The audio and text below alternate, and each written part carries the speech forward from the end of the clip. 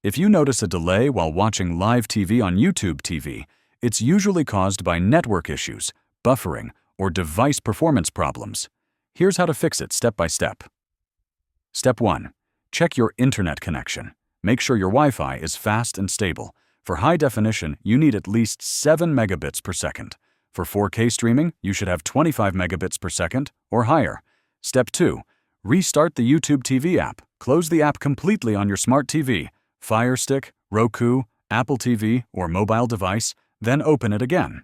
This refreshes the live stream and reduces delay. Step 3. Restart your device. Turn off your device. Wait 10 seconds, then turn it back on. A simple reboot clears memory issues that can cause live streaming delays. Step 4. Lower the video quality if your network is slow. Open the video settings and choose a lower resolution such as 720p or 480p. This reduces buffering and shortens the delay. Step 5.